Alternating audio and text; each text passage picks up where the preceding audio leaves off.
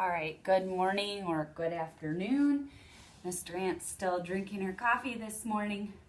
Actually, it's afternoon now. But I'm getting ready to teach you today's workshop lesson, day 3 of our virtual mini lesson. I hope you're doing well at home. Fourth graders, we've been talking a lot about researching historical nonfiction. And a while ago, I was in our classroom. Miss Durant told you we may not use this word anymore. That word was drama. So no more drama. We don't have drama. And we don't have drama. But I want to tell you that in history, there is some drama. And we've been talking a lot about the main idea. As readers, we're researching for the main idea. But it's really important to also pay attention to the details. We're going to call those emblematic details. Those details that are really important that make us think, oh, wow, that's really important. I might even need to record that in my notes. It's like you're looking for the drama. Here, now fourth graders, we can look for the drama. So we're going to get right into our text again today. I took some notes about women's suffrage, and I have in my notes that the movement during Civil War, okay, that was one big idea.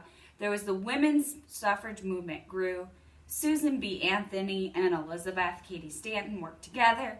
Women held meetings and started petitions. So in my notes, if you can even see, I have bulleted notes of big ideas. And I'm guessing that you had those in your notes as well. But the next step we're going to take is we're going to record the drama. Are there quotes or things in your text that you should record because they're important and they're detailed? So I'm again going to read to you a section today. And as I read, I want you to be thinking, is there something I should record here? Is there some drama that's important? Not just every fact and detail, but important details that stand out. So as I read, I want you to get your reader's notebook ready. Give you a minute to do that. And as I read, you're going to listen and write down something that you think, oh, that's drama. We need to make sure that we record that in our notes. When the Civil War erupted in April 1861, the women's suffrage movement faded from public view. At the same time, women continued to take on new roles in society. Women in both the North and South volunteered their talents and energies to the war effort. Everywhere, women sewed and laundered uniforms. They planted and canned fruits and vegetables, and they raised money for medical supplies. Some volunteered as nurses in hospitals near the front lines of the war. In all, 20,000 women directly aided the Union Army alone.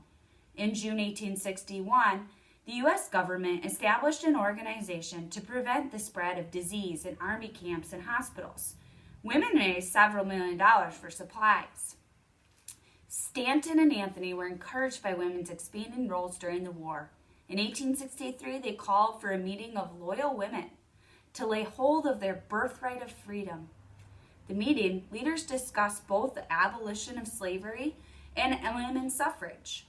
They also discussed their support of voting rights for freed slaves. The attendees formed a group called the Women's Loyal National League to help push these issues forward. The League ultimately collected more than 400,000 signatures on a petition to end slavery. After the war ended in 1865, it also helped encourage Congress to pass the 13th Amendment, which made slavery illegal in the United States. So fourth graders, I want you to think about right now, what detail did you capture in your notes? Is there anything important here that stands out? I would normally have you turn and talk, but since you're not right next to me, I hope that you have something recorded in your notes.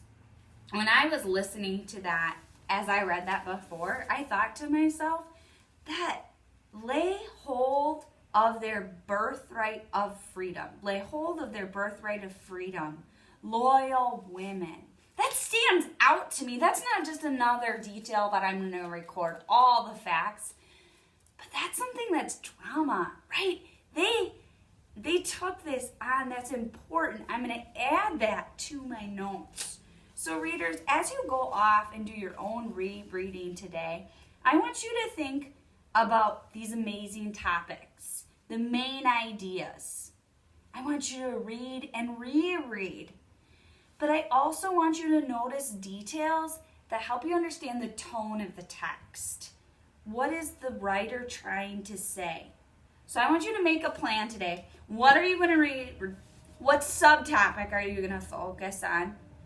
Focus on those details, and most importantly, incorporate the drama of your text. What's happening?